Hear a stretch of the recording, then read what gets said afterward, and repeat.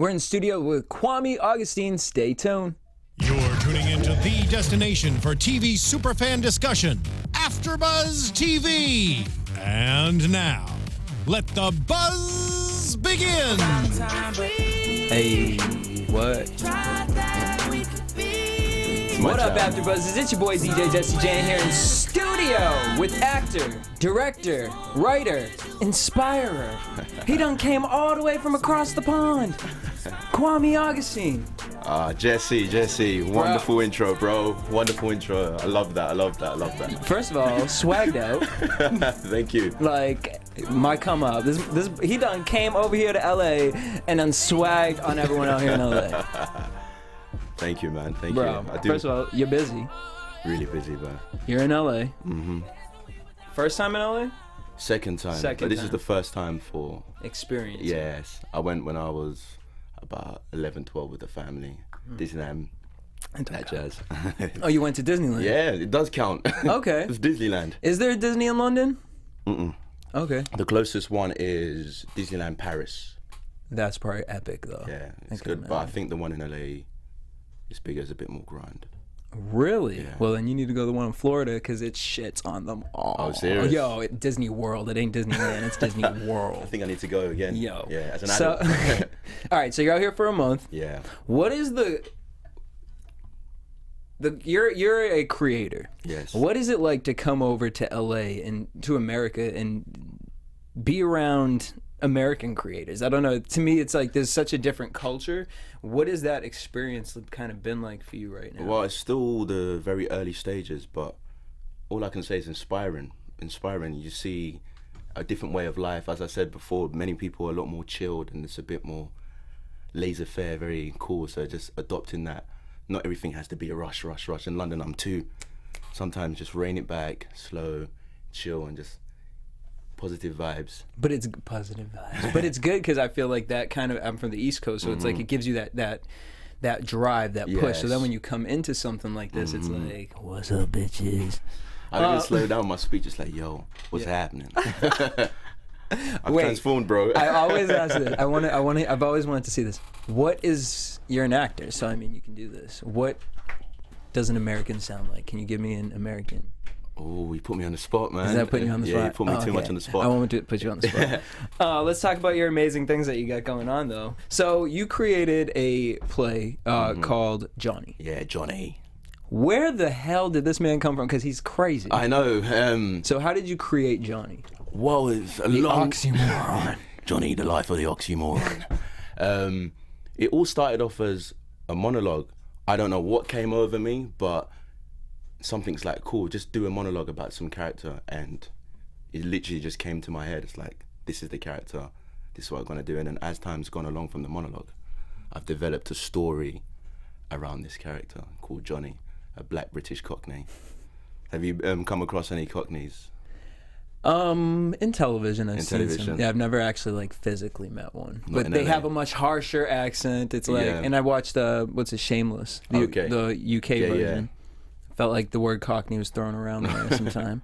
But yeah, I do know they have like a more harsh accent and kind of more like, to me they would be like the New Yorkers. Yeah, it's a bit bravado. Yeah, like not really proper to be coming over here and talking like that, right?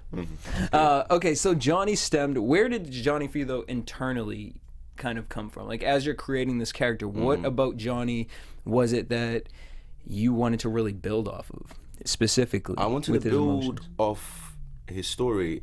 I almost see him as a reflection of society today. So a lot of people, whether they want to admit it or not, carry this bravado, this mask that, you know, I'm the cool kid, I'm the perfect, everything's wonderful in my life, but deep down, you're rotten inside kind of thing. So I just wanted to show that. It's so funny because we were kind of talking a little bit about it, and then before the show, and then I was actually having a conversation with a friend, and we were just talking about like ego and like what if you just were to drop the ego and really have these types of conversation. Or to me, a question is now that, you know, YouTube has inspired people to produce things on their own, in the internet, period. Do you feel like it's almost a responsibility in Hollywood, or maybe not Hollywood, but now that the opportunities opened up for creators to kind of talk about that? Because I watch so much TV, right, here at AFTERBUZZ, and a lot of reality TV, and I'm just like, kids are just being programmed with that illusion. That illusion, like, oh, being catty and fighting with people. It's and the right way. Yeah. And so it's almost like, how do we reverse that? And so to me, when I saw Johnny, it was kind of like, I appreciated you going there, you opening yourself up and saying, you know what, this is really what we all go through, because we all go through that, even though we're all scared to admit to it and be like, yeah, you know what, I am broke, and you know what I mean, like, whatever the situation is, you know, you may be an alcoholic or you want to hide it from people, but it's an insecurity that we want to sit and hold on to. Now you did the show, now you filmed a pilot, and so as a creator, you filmed the pilot, what, 5 years ago, you said? 5 years ago. I and think you want 5 to or 6 years reshoot ago, it. yeah, want to reshoot it. Why? As a perfectionist that you are? Yeah, pretty much. There's so much I've developed as a writer, a producer. My eye has developed over the years. That was 5 years ago. I was new to the industry. I'm not a veteran by any scale of the means, but after 5 years of development, you become a different... You pick up different traits. Exactly, and I feel in order to show the story in the best light, I need to reshoot it. So what is that process like for you? Like, you know, obviously it's, you want to stick to what you've already kind of have. Now you have all these tools, and you know, it's also kind of here in the industry, you have to find the people with the money, find the, you know, the names to attach to it. So what has that process been like for you right now? Difficult. Very difficult. I'm going to be honest with you, it's been very difficult. It's trying to persuade people and show them that this is a good quality project, it's a good quality product, and the story can live on. It's not a fly-by-night kind of thing. Literally, you see it and then it's digestible, and it's not memorable. This thing, I want Johnny to be almost like a cult following, that you think of Johnny in the next 10, 20 years and like, wow, that story was deep, this character was deep, this character was interesting. Pull conversation from it. And literally just make people believe in the project. And it's been difficult, but after like the theatre selling out 5-star reviews, it's becoming a bit easier. You know, I've got more clout now. As a creator though, do you ever, I mean, you have Johnny, right? And Johnny's so solid right now. Do other characters ever come in? Do you like, how do you control your creativity as an artist? I don't control it. I don't control it. That's the thing. I don't control it at all. I let it just flow. If I have an idea, my friend's here at the moment, and he will say to you, like, I'm always on my notepad or I'm writing down notes, because if I see an idea, I'll be like, cool, I need to do that. That could be a great play. That could be a great story. And I have thousands of different notes and characters all in my iPad or iPhone. Like even today in LA, like I see something cool, interesting, intriguing, I'll be like, wow, cool, put it down. Don't control the creativity. Don't censor it. Just let it flow, and what will be, and something amazing can come from that. Now you have first of all, congratulations, because you're going to be in Netflix's Goodfellas. Thank you. Oh, I can't say it. You can't say that? I mean, it's everywhere. He's not saying it, I'm saying it. I found online that's what it might say, so we'll just skip that part. But you know what I mean? You may see some familiar faces. But you were in Pan. Yes. That was a small role. A small role, but it was a great experience. A big production. Yes, great experience. What was that experience? Yeah, it was like? great being on set, seeing people like Hugh Jackman work live in front of you, which was incredible. And I learned so much just by being in there and just seeing how they operate as a top professional. And you did an interview with British Blacklist, and you brought up two names that I just want to... Okay. Tom Cruise and Tyler Perry. Why did those two come to you? It just came to my head at the first thing, because they are inspiring in the sense that they write, they produce, and they have a big following. Like Mission Impossible, that's under Tom Cruise. You've got Tyler Perry, he's been doing it for years. He started off in the theatre, and he's one of the biggest in Hollywood, and he's in control of his own product. No one else can really truly dictate to Tyler Perry what Tyler Perry has to do, and vice versa with Tom Cruise. It's all about creative freedom and creating your own lane, and those are one of the top leaders, front runners in the industry. Are you currently still doing any live performances? No, the performances are finished now, but I've got a few more coming next year. That's why they said there's something coming up. Yeah. I'm cooking. I'm always cooking, Jesse. Because it's like, you know, I know it's hard to stay away from the stage once you've been on the stage. And so I know that, and especially if you have, you know, creative orgasms all the time, it's like, okay, where can I release this? Yeah. Stage, film, audio. Everywhere, literally. What to you is... You made a comment where you talked about artists versus entertaining. What is the difference between an artist and an entertainer? I feel an entertainer is somebody that comes out and just performs, and that's it. You're there to serve the purpose of performing and amusing the crowd and keeping the crowd occupied for that 20, 30 minutes or even an hour. An artist is somebody that puts soul, effort and creativity and love into their project. So an artist doesn't want to entertain you. An artist wants to leave you feeling something. They want to move you, they want to change. And I feel I'm an artist because that's what I'm trying to evoke. I want you to leave watching Johnny or watching anything that I've created and come back like, wow, what was he trying to say? What was the message behind that? Is this a reflection of society? And that's the difference between an artist and entertainer. And check out some clips of Johnny and you will walk away feeling some sort of way. You'll be like, whoa. All right, so I was on Twitter. I was Twitter stalking you. Okay, wow. So I'm gonna read some of your tweets. Oh wow. And I just want to see what you were going through, what you were thinking about. Okay, cool. Right? Devastated by love. Devastated by love. I think that was a song lyric actually. It just came to my head. And I was just like, hit you though. Yeah, It resonated. Devastated Why did by that love. resonate with you? Why would you right now in this moment? Why does that?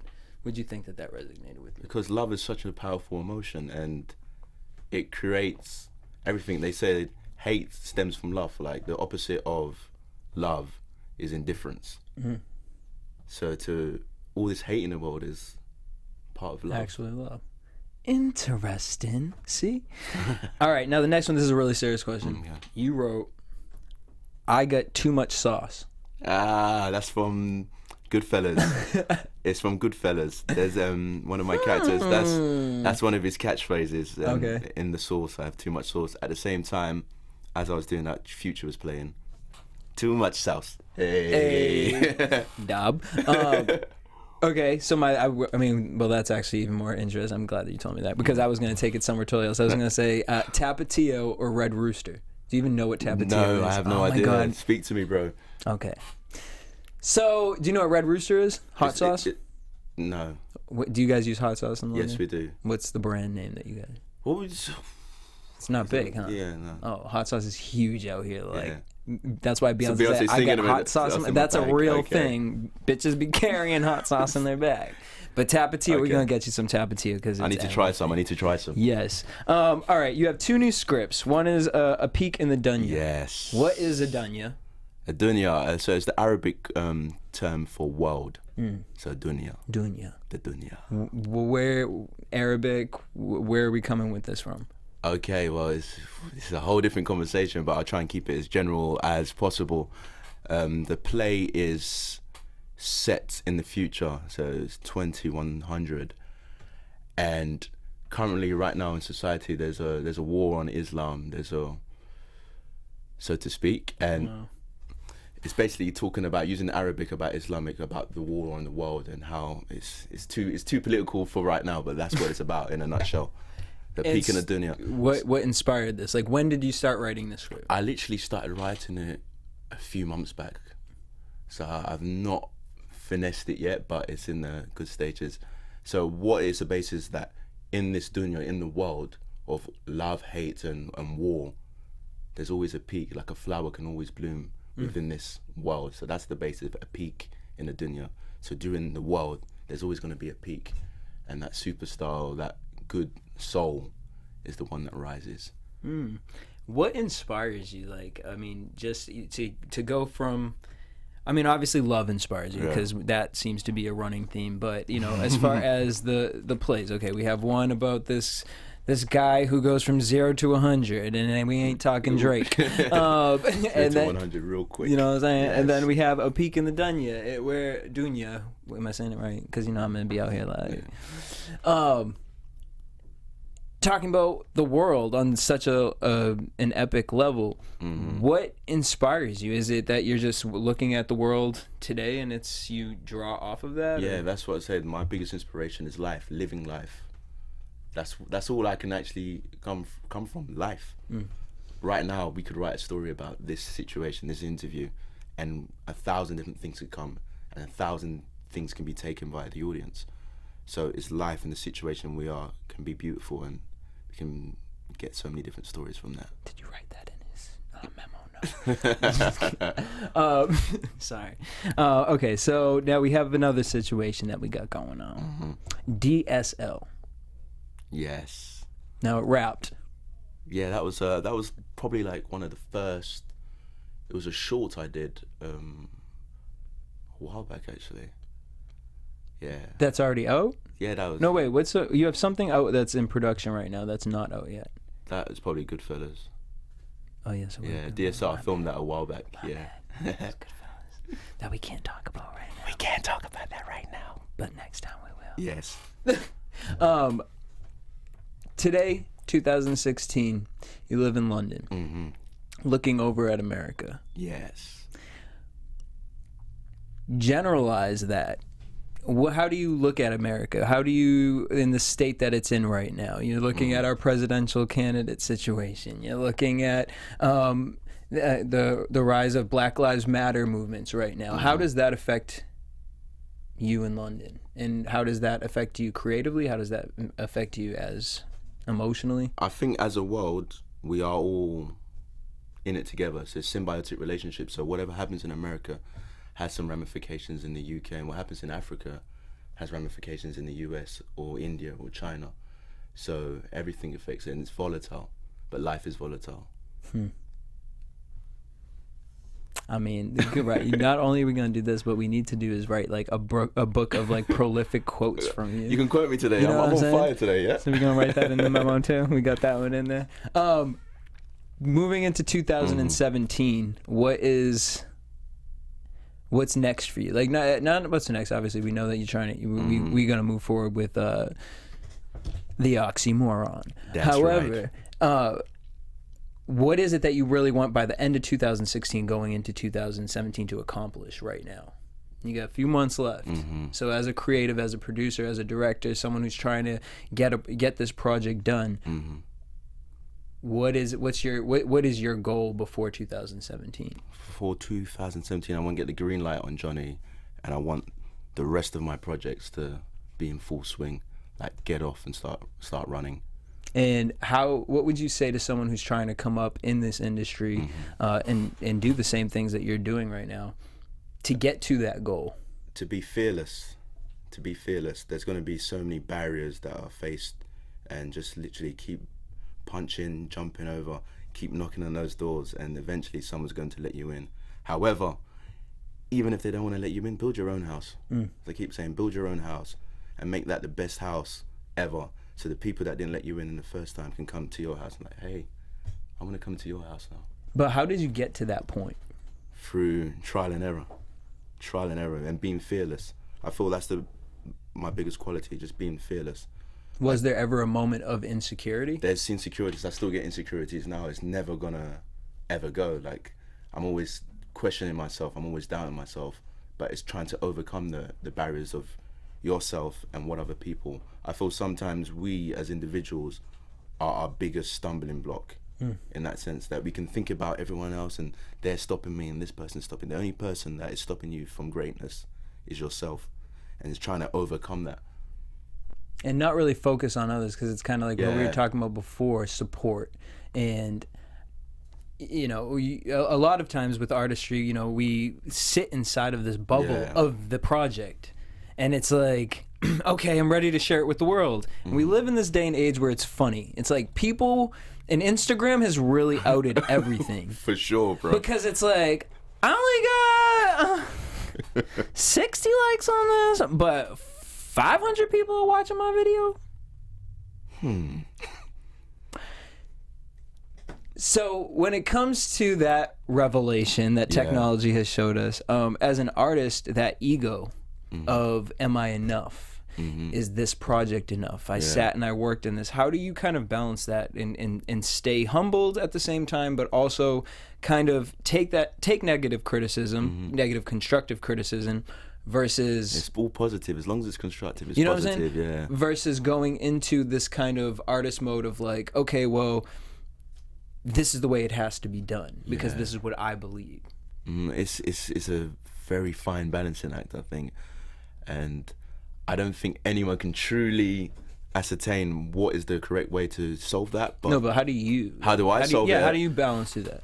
I keep cool people around me. I keep people, a small circle of people that have known me for ages, and I know that they're going to give me their honest answer and taking on board what they say, because I know it's coming from a place of love, a running theme, love. But that's the truth. If you were to get, like, we're out here, right? We're gonna put this out in the atmosphere and manifest this. Leading actress for Johnny, who is it? Leading actress for Johnny. Who would fit in this show? I am. I'm putting you on the spot. I mean, because it's just like I want to know. I genuinely just want to know. These are all questions I want to know. So, leading actress. Or I mean, yeah, I want to know what actress, and then there's a girl that I worked with. Her name's Laura. Sorry, she helped in the Johnny theatrical version. I'll put her in it. Okay. Yeah. So you go. I like people who support. I'm not just about the big celebrity names. It's about, are you a good actress? What can you bring to the show? What can you bring on set? What positive energy and vibe can you do? Superstars are born every day. I don't need another one up there. And I love hearing that, because we live in the day and age where what you're doing is the new renaissance, man. It's I don't have to work for somebody. I'm going to work for myself. I'm going to take the ideas, everything, my experiences that I've gone through, I'm going to apply them. And then the fact that you bring your people on, your people on, and the fact that you seem really humbled and grounded. Thank you, man. To be in this industry, like, that's very difficult because it's a hell of a snake at times, you know what I mean? So to sit there and to have this dream, and I can't even imagine, like, after this month, what's going to happen for you, because it's just like a whole freaking Aladdin and Jasmine, a whole new world, like, that's going to open your eyes. And then your spirit and your hustler mentality, though, I cannot. Hustler, look, got it. My come up right on the hat. Out here, I think is going to really blossom. So I'm really excited to see. I believe 2017, huh? Johnny's happening. I see it. It's happening. It's going to be a good year for Kwame Augustine. You know what I'm saying? Wait. Okay, no, because A Peek in the Dunya. Yeah. That's coming out in March. Potentially, I don't want to put a fun date. I'm like, I'm not crazy. I know that there was something in production that's coming out around the same times that If You Are to Be in Goodfellas, it was coming around the same time as that. So that's we'll just see how it works out, kind of thing. All right. Well, I appreciate you for coming through today. It's been a pleasure, Jesse. Yeah. Absolute pleasure, bro. Tell everybody where they can follow you, stay in contact with all your projects you got going on. Okay, so follow me on Twitter, which is Kwame _Augustine, so KWAME _Augustine, AUGUSTINE. Instagram, follow me, Kwame Augustine 1. And that's it, yeah. And follow me on Twitter, all that jazz. You want to go to a website? Yeah, www.kwameaugustine.com. I was gonna be like, we gotta get you a Jesse, you plugging me, bro. I love this. We're gonna have to get you a website. All right, guys, we love you. Thank you guys for tuning in. Make sure you guys hit us up at AfterBuzz TV across all social networks. You guys can keep in contact with me at DJ Jesse J. And just make sure you guys are stuck on Netflix. You know what I mean? You might see some familiar faces. Until next time, peace. From executive producers Maria Menounos, Kevin Undergaro, Phil Svitek, and the entire AfterBuzz TV staff, we would like to thank you for listening to the AfterBuzz TV network. To watch or listen to other after shows and post comments or questions, be sure to visit AfterBuzzTV.com. I'm Sir Richard Wentworth, and this has been a presentation of AfterBuzz TV. You guys seem cool. The views expressed herein are those of the hosts only and do not necessarily reflect the views of AfterBuzz TV or its owners or principals.